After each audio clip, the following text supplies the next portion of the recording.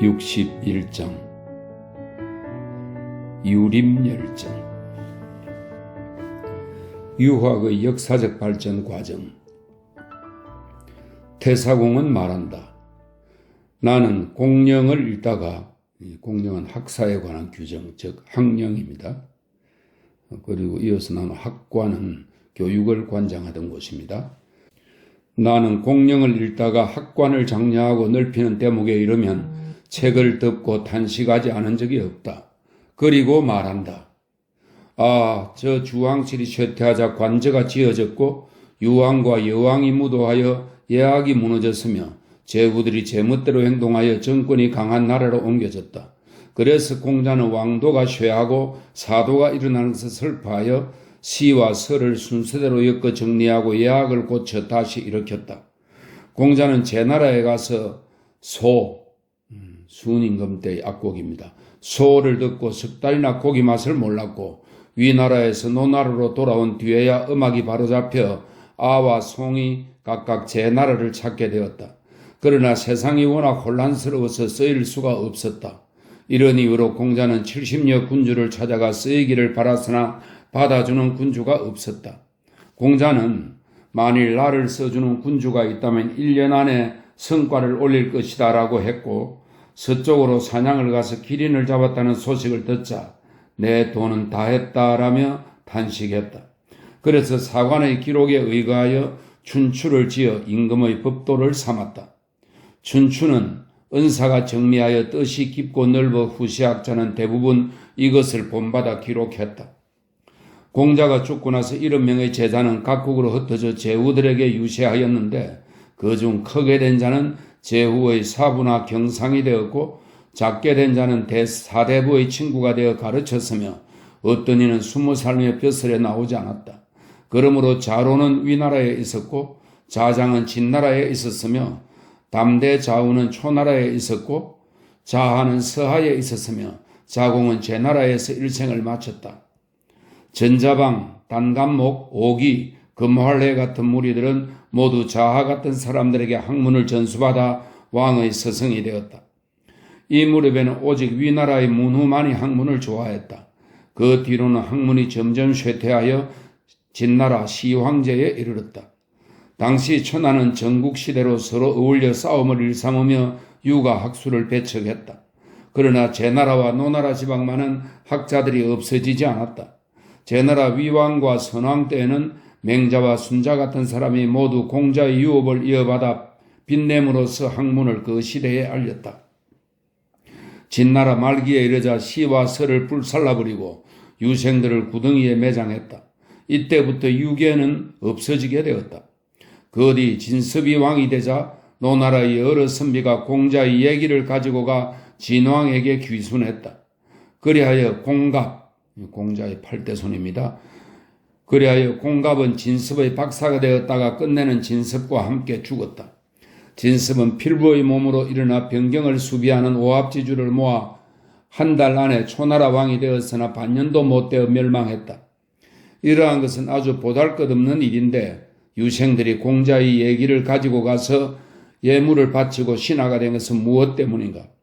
진나라가 그들의 서적을 불살라버린 데서 쌓인 원한을 진왕에게서 발산시켜보려 했던 것이다. 고황제가 항적을 주살하고 병사를 일으켜 노나라를 포위했다. 그렇지만 그런 가운데서도 노나라의 모든 유생들은 여전히 경서를 강의하고 낭송하면서 예학을 익히며 현가의 소리가 끊어지지 않았으니 어찌 성인이 남긴 교화로서 예학을 즐긴 나라가 아니겠는가? 그래서 공자가 진나라에 있을 때 돌아가자 우리 고향의 젊은이들은 뜻이 크나 일을 간략하게 처리하고 문장에도 문체가 있어 볼만하니 이들을 어떻게 가르쳐야 할지 모르겠다라고 말했던 것이다. 대체로 제나라와 노나라 지역의 사람들이 문학을 좋아하는 것은 옛날부터의 전성이었다. 한나라가 일어나자 여러 유학자들은 비로소 제나라와 노나라의 경서를 배워 익히고 대사례나 향음례를 강습할 수 있었다. 숙손통은 한나라의 예의를 제정하였기 때문에 태상이 되었으며 그와 함께 예의를 제정하는 일에 참여한 여러 제자도 모두 우선적으로 임용되었다. 그래서 사람들은 학문이 다시 일어나는 것에 감탄하고 단식했다. 그렇지만 아직도 전쟁으로 천하를 평정하고 있으므로 상서의 일을 정비할 겨를이 없었다. 효혜제와 여후 때의 공경은 모두 무력으로 공을 세운 신하였다. 효문제 때에는 잠옷 문학하는 선비들을 등용하는 듯 했으나 효문제는 봉시 혁명의 학설을 좋아했다. 효경제에 이르러서는 유학자들을 임명하지 않았고 두태우도 황노학설을 좋아하므로 여러 박사는 관은 수만 채운 채 하문이 있기만을 기다릴 뿐 승진하는 사람이 없었다. 금상, 이건 한무제입니다. 금상께서 즉위할 무렵 조관이나 왕장 등이 유학에 밝고 금상께서도 유학에 관심이 있으므로 방정, 혈량, 문학의 선비들을 불렀다. 그 뒤로 시를 강론하는 사람으로는 노나라의 신배공, 제나라의 원고생, 연나라의 한태부가 있었다. 상서를 강론하는 것은 제남의 복생에서 비롯됐으며 예를 강론한 사람은 노나라의 고당생이었다. 역을 강론하는 것은 치천의 전생이었으며 춘추를 강론하는 것은 제나라와 노나라에서는 호무생으로부터 시작되고 조나라에서는 동중서로부터 시작되었다. 두태우가 죽자 무한후 전분이 성상이 되어 황노와 혁명 백가의 학설을 배척하고 문학하는 유학자 수백 명을 불러들였다. 그래서 공손홍은 춘추로서 평민에서 천자의 삼공이 되었고 평진으로 봉해졌다. 천하의 학자들은 한쪽으로 쏠려 바람을 따라 일어났다. 식견이는 학자를 등용하여 뜻을 이룬다. 공손홍이 학관이 되어 유가의 도가 침체된 것을 한탄하며 글을 올려 다음과 같이 주청했다. 성상 공손홍과 의사대부 번개가 말씀드립니다. 조칙에서 대체로 듣건대 백성을 지도하는 데는 예로서 하고 풍속을 교화시키는 데는 음악으로 산다고 한다. 혼인은 가족을 형성하는 가장 큰 윤리이다. 그런데 지금 예는 버려지고 음악은 무너져 짐이 매우 슬프다. 그래서 천하의 품행이 바르고 견문이 넓은 학자를 다 조정으로 불러들여 관리로 임명하려 한다. 그리고 예관은 교화와 예의를 맡은 관리입니다. 예관으로 하여금 학문을 권하는 것은 그들도 강의와 토론으로 널리 들어 예를 일으켜 천하의 성구가 되도록 하며 태상과 박사와 그 제자들과 의논하여 향리의 교화를 높여 현명한 인재를 배출시키도록 하라 라고 하셨습니다. 그래서 태상 공장과 박사 평등은 삼가 의논하여 듣건대 3대의 도로서 향리마다 교육기관을 두었던 것이니 그것을 하나라 때는 교라고 했고 은나라 때는 서라고 했으며 주나라 때는 상이라고 했습니다. 선을 권장하는 방법으로는 선을 행한 자에게 조정해서 빛나는 자리를 주고 악을 징계하는 방법으로는 형벌을 가했습니다. 그러므로 교화를 실천하기 위해서는 수도에서부터 선행의 본보기를 세우고 안에서 밖으로 미치게 해야 한다라고 했습니다. 지금 폐하께서는 지극한 떡을 밝히고 큰 지혜를 열어 천지에 안배하고 인륜의 근본을 두며 학문을 권장하고 예를 닦고 교화를 숭상하고 어진 선비를 격려함으로써 사방을 교화하고 계시니 이것이 태평성대의 근본입니다. 옛날에는 정치와 교육이 조화를 이루지 못하여 예의 제도가 갖춰지지 못했습니다. 청컨대 원래 있던 관원들에게 기대어 일으키도록 해 주십시오. 박사직책을 강화하기 위하여 제자 50명을 두고 그들의 부역을 면제시켜 주십시오. 태상은 백성 중에서 18세 이상의 예의와 품행이 단정한 자를 골라 박사의 제자로 삼아 보필하게 해 주십시오. 군과 국과 형과 도와 업에서 문학을 좋아하며 윗사람을 존경하고 정교를 잘 지키며 향리의 습속에 순응하고 은행과 품행이 들은 바와 어긋나지 않은 자가 있으면 혈령과 제후의 재상과 현의 장 및 성은 자신들이 소속된 이천석에 추천하고 이천석은 신중히 가려내어 계리와 함께 태상에게 보내 제자들과 똑같이 수업을 받게 해주십시오. 1년이 지나면 모두 일제히 시험을 치르게 하여 한 분야 이상에 능통한 자는 문학과 장고의 결혼이 생길 경우 보충하도록 합니다. 그리고 그 가운데 낭중이 될 만한 우수한 자가 있으면 태상이 명부를 만들어 상주합니다. 만약 뛰어난 수재가 있으면 언제든지 이름을 적어 상주합니다. 그렇지만 학문에 힘쓰지 않거나 재능이 떨어져 한 분야에도 능통치 못하는 자가 있으면 즉시 파면시키고 이러한 부적격자를 추천한 자를 처벌해 주십시오. 신이 삼가 지금까지 발표된 조서나 율령을 살펴보니 황상께서는 자연과 인간의 구별을 분명히 하고 고금의 도의에 밝으며 문장이 우아하고 바르며 훈계하는 문사가 깊고 두터우며 베푸신 언덕이 매우 아름다웠습니다. 그러나 말단 관리들은 배우고 들은 것이 얕고 적어 이를 10분 밝혀 펼 수 없어 밑에 있는 백성에게 잘 알리거나 일깨워주지 못합니다. 예를 다스리는 관리 다음으로 장고의 인재를 다스렸는데 문학과 예의로서 관리가 되었으나 성진 길이 막혔습니다. 청컨대 그 직급이 비200석 이상에서 100석까지의 관리 가운데 한 분야 이상의 능통한 자를 골라 좌우 내사나 대행의 졸사의 보직을 주고 비100석 이하는 군 태수의 졸사의 보직을 주되 모든 군에 각각 2명, 변경의 군에는 1명을 두어 주십시오. 무엇보다도 경서를 많이 외우고 있는 자부터 채용하고 만일 인원이 부족한 경우에는 창고에서 선발하여 중 2000석의 속관으로 중원하시고 문학과 장고에서는 군의 속관으로 보직을 주십시오. 청컨대 이상을 공령에 기재하고 나머지는 율령대로 하십시오. 황상은 조칙을 내려 그렇게 하라고 말했다. 이때부터 삼공, 구경, 대부, 사인, 이에 문지를 겸한 선비가 매우 많아졌다. 바른 정치는 힘써 노력하는 데 있다. 신공은 노나라 사람이다. 고조가 노나라를 지날 때 신공은 제자로서 서성을 따라 노나라 남궁에서 고조를 아련했다. 여태우 때의 신공은 장안으로 유학 와서 유영과 함께 같은 서성을 모셨다. 얼마 뒤에 유영이 초나라 왕이 되자 신공을 태자 유무의 서성으로 삼았다. 그렇지만 유무는 학문을 좋아하지 않아 신공을 미워했다. 왕 유영이 죽고 유무가 초나라 왕으로 즉위하자 신공을 포성줄에 묶어 죄인으로 만들어버렸다. 신공은 이것을 수치스럽게 여겨 노나라로 돌아와 집에서 제자들을 가르치며 평생 문 밖에 나오지 않았고 빈객의 방문도 사절했다. 다만 노나라 공왕이 부를 때에만 갔다. 제자들 중에는 먼 곳에서 찾아와 수업받는 자들이 10백여 명이나 되었다. 신공은 다만 시 속에 나오는 훈고로 가르쳤으며 주석을 전하지 않았으며 의혹이 없는 부분만을 전하고 의문이 있는 것은 빼버리고 전하지 않았다.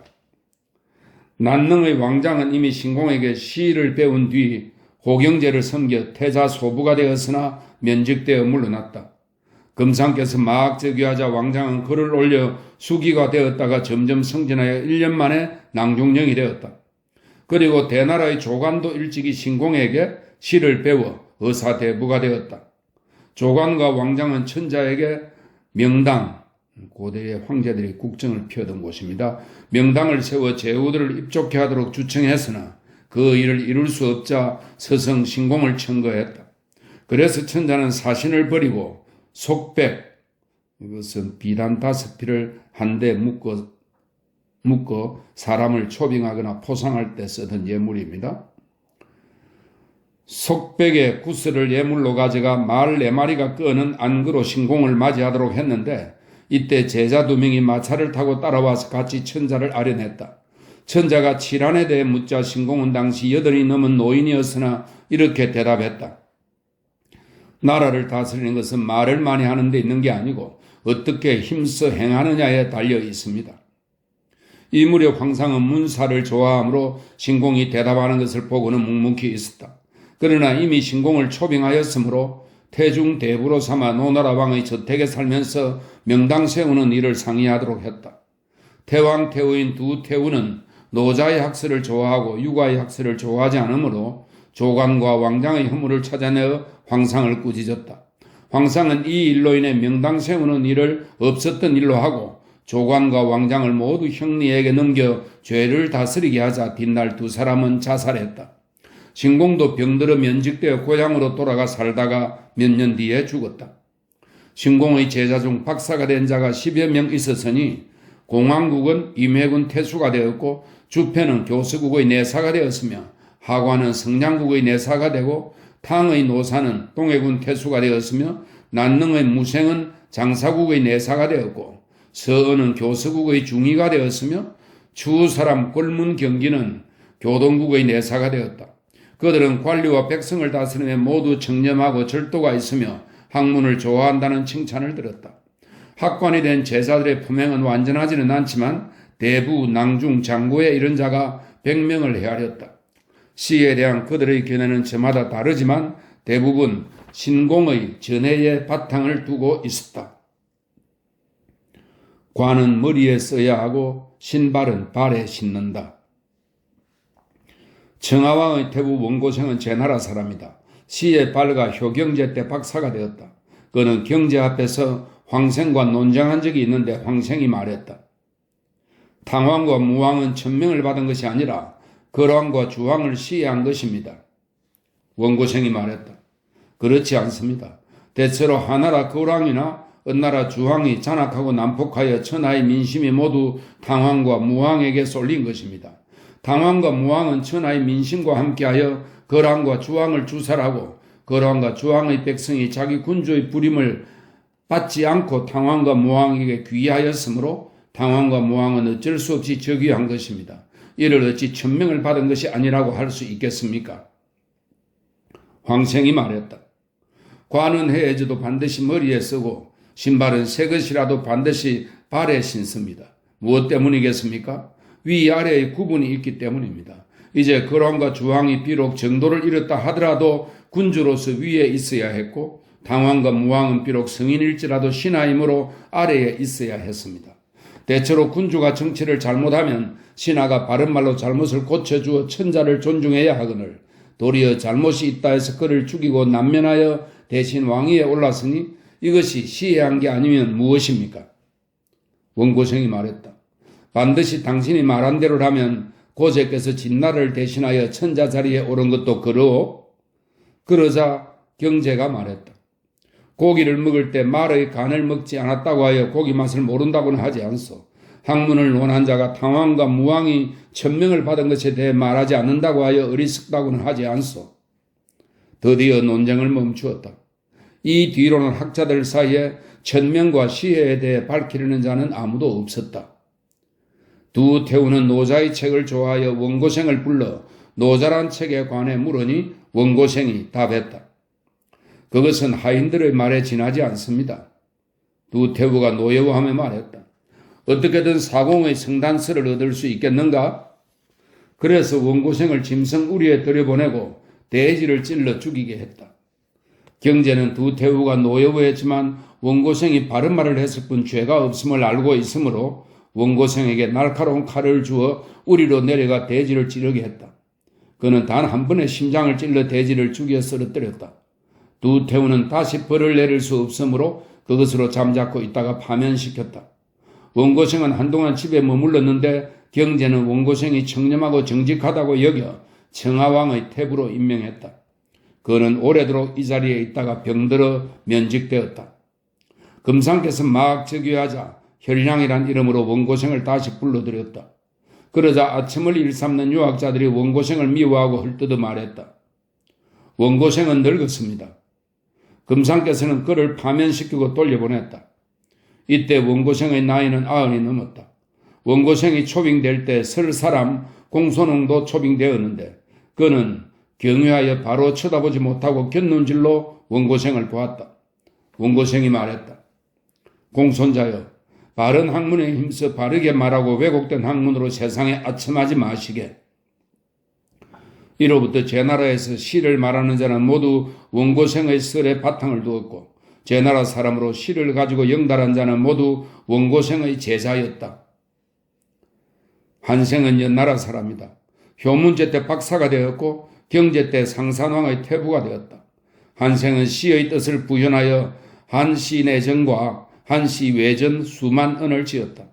그의 학설은 제나라와 노나라의 시 학설과는 자못 다르나 귀결점은 같았다. 회남의 비생이 그에게 전수받았다.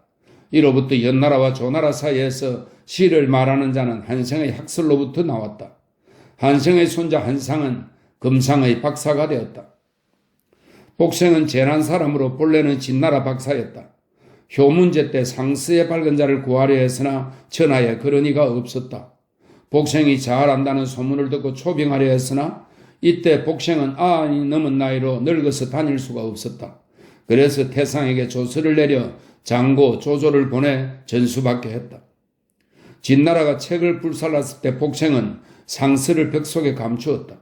복생은 그 뒤 전쟁이 크게 일어났기 때문에 집을 떠나 떠돌아다니다가 한나라가 천하를 평정하자 복생은 그 책을 찾아보았으나 수십 편이 없어지고 29편만을 얻어 제나라와 노나라 사이에서 가르쳤다.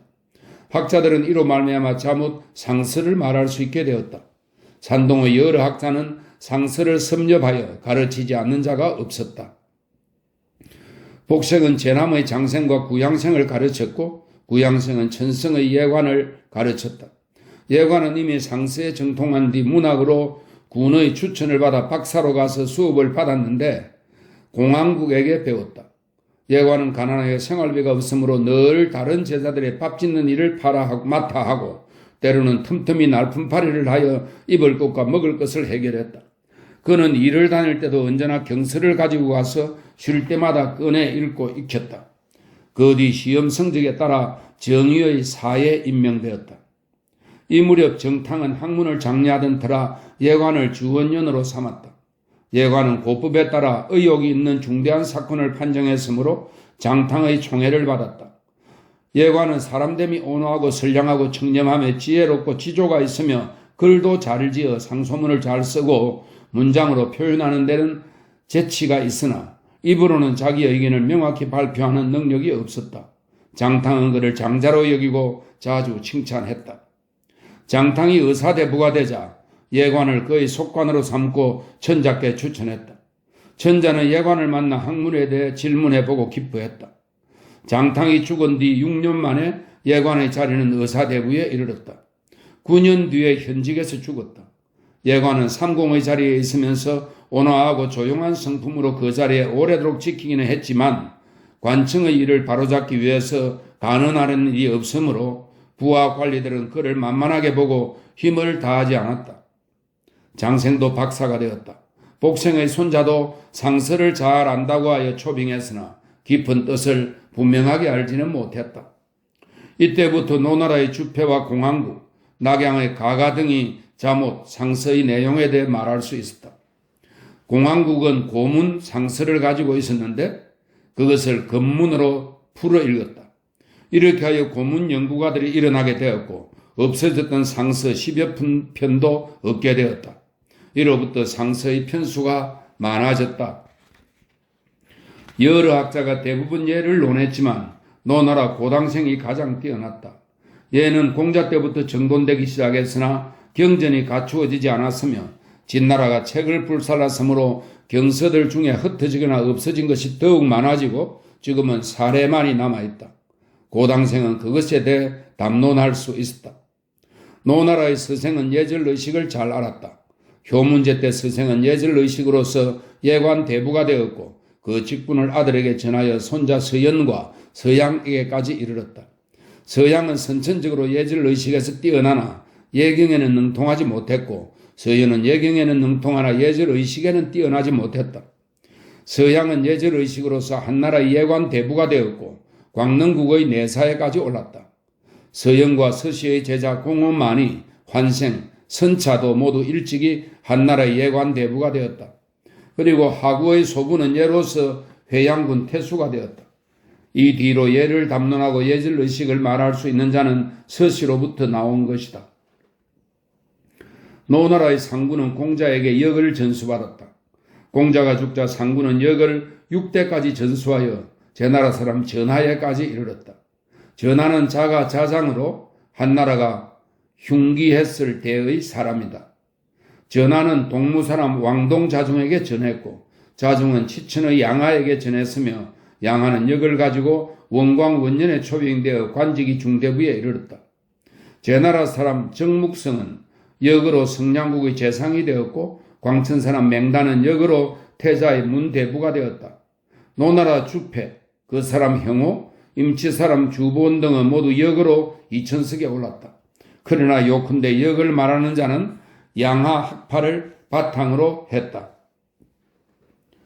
동준서는 광천사람으로 춘추에 발가 효경제 때 박사가 되었다. 그는 휘장을 내리고 경전을 강의하고 암송하여 제자들은 먼저 들어온 자가 새로 들어온 제자에게 전수하는 방법으로 배웠으므로 스승의 얼굴을 보지 못한 자도 있었다. 동중서는 3년 동안 자기 집에 정원을 보지 않고 학문에 정진하는 것은 이와 같았다. 그리고 나아가고 물러가며 예가 아니면 행하지 않으므로 학문하는 선비는 모두 그를 스승으로 존경했다. 금상께서 즉위하자 동중서는 강도의 재상이 되었다. 그리고 춘추에 기록된 천재지의의 변화를 바탕으로 천지 음양이 역행하는 원인을 유추했다.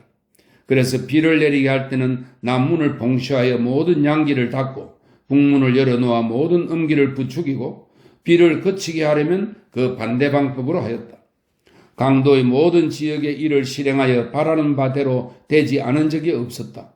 그는 중도에 해임되어 중대부가 되었으나 집에 있으면서 제2직이라는 책을 지었다. 이 무렵 요동에 있는 고조의 묘에 불이 났다. 동중서를 미워하던 주보원이 그의 저서를 훔쳐다가 금상께 상주했다. 금상께서 여러 유생을 불러 모아 그 책을 검토하게 하니 그것을 풍자고 비판하는 자가 있었다. 동중서의 제자 여보서까지도 이것이 자기 스승의 글인 줄 모르고 저속하고 어리석다고 말했다. 이래하여 동중서는 옥리에게 넘겨져 죽음을 당하게 되었지만 조칙으로 사면시켜 주었다. 그 뒤 동중서는 다시는 천재지변에 관해서 말하지 않았다. 동중서는 사람됨이 청렴하고 정직하였다. 이 무렵 한나라는 사방의 오랑캐를 나라 밖으로 내몰고 있었다. 공손옥은 춘추에 밝은 것이 동중서에는 미치지 못했으나 세속에 영합하여 일을 해서 지위가 공경에까지 이르렀다. 동중서는 공손홍을 아침을 쫓는 소인이라고 생각했고 공손홍은 동중서를 미워하여 금상께 말했다. 동중서만이 교서왕의 재상이 될 수 있습니다. 교서왕은 평소 동중서가 득행이 있다고 들었으므로 후대하였다. 하지만 동중서는 이 자리에 오래 있다가는 죄를 얻게 될까 두려워 병으로 벼슬을 그만두고는 집에 있었다. 죽는 날까지 가산을 열리는 일은 돌아보지 않고 학문과 저술 작업으로 일거리를 삼았다.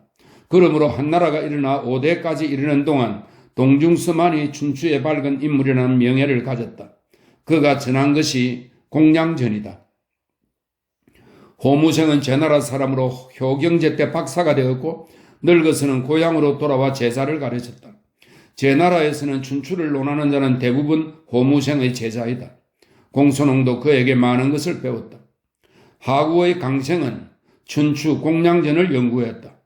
그는 공손홍에 의해 등용되었으나 일찍이 춘추의 여러 해석을 모아 비교한 끝에 마침내 동중서의 해설을 채용했다. 동중서의 제자 중에서 명예와 지위를 얻은 자로는 난능의 저대, 광천의 은충, 은의 여보서 등이 있다. 저대는 양나라 재상이 되었고 여보서는 장사가 되어 사자의 부주를 받아 회남왕의 반란 사건을 처리하도록 보내졌는데 회남왕이 천자에게 보고하지 않고 멋대로 행동한 것을 춘추의 대의로서 공정하게 단죄하니 천자는 모두 옳다고 했다. 이 밖에 그의 제자로 출세하여 명대부가 되거나 낭, 알자, 장고가 된 자가 100명이나 헤아렸다. 그리고 동중서의 아들과 손자도 모두 학문으로서 큰 벼슬에 이르렀다.